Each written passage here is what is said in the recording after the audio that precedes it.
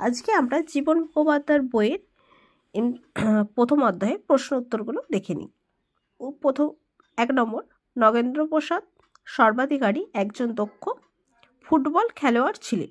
2 নম্বর, বীণচন্দ্র পাল লিখেছেন। উত্তর 70 বৎসর। 3 নম্বর, ভারতে ফুটবল খেলা প্রবর্তন করেন ইংরেজরা। 4 নম্বর, সোমপ্রকাশ ছিল একটি সাপ্তাহিক পত্রিকা। 5 নম্বর, মোহনবাগান ক্লাব IFA শিল্ড জয় করেন 1911 খ্রিস্টাব্দে। 6 নম্বর, দাদা সাহেব ফালকে যুক্ত ছিলেন চলচ্চিত্রের সঙ্গে। 7 নম্বর, জীবনের ছড়া পাতা আত্মজীবনী ভারতীয়রা। 8 নম্বর, ভারতীয়রা আলুর ব্যবহার শিখেছিল পর্তুগিজদের কাছ থেকে। শূন্যস্থান পূরণগুলো এবার দেখে নিই। স্বাদেশিকতা সভার সভাপতি ছিলেন রাজনারায়ণ বসু। 2 নম্বর, সরলা দেবী চৌধুরানীর পিতার নাম জানকীনাথ ঘোষাল। 3 নম্বর, সোমপ্রকাশ পত্রিকা প্রকাশিত হয় 1858 সালে। 4 নম্বর, সরলা দেবী চৌধুরানীর আত্মজীবনীর নাম জীবনের ছড়া পাতা। এবার ক স্তম্ভের সঙ্গে খ স্তম্ভ মেলাও, এটা দেখে নিই। প্রথম আছে মল্লযুদ্ধ। মল্লযুদ্ধটা হচ্ছে যতীন্দ্র প্রসাদ গুহ,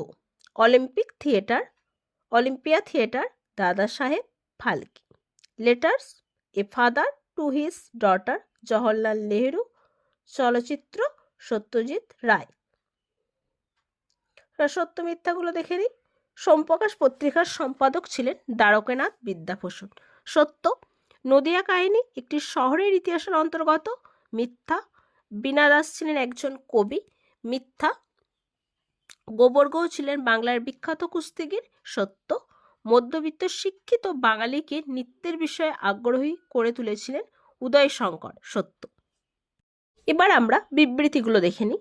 বিবৃতি 1, সমাজবদ্ধ মানুষের ইতিহাস রচনা করা কঠিন কাজ। ব্যাখ্যা, উত্তর হবে 2, মানুষের সমাজ জীবন বড় বিচিত্র। বিবৃতি 2, বিভিন্ন অঞ্চলে মানুষ বিভিন্ন ধরনের পোশাক পরিচ্ছদ পরিধান করে। উত্তর হবে ব্যাখ্যা 1, আবহাওয়াজনিত কারণে নিজেকে রক্ষা করার জন্য। এবার আমরা অতি সংক্ষিপ্ত প্রশ্ন উত্তরগুলো দেখে নিই। ভারতে প্রথম প্রকাশিত সংবাদপত্র বেঙ্গল গেজেট। 2 নম্বর, সোমপ্রকাশ পত্রিকার সম্পাদক কে ছিলেন? দ্বারকানাথ বিদ্যাভূষণ।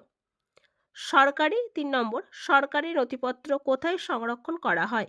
মহাফেজখানায়।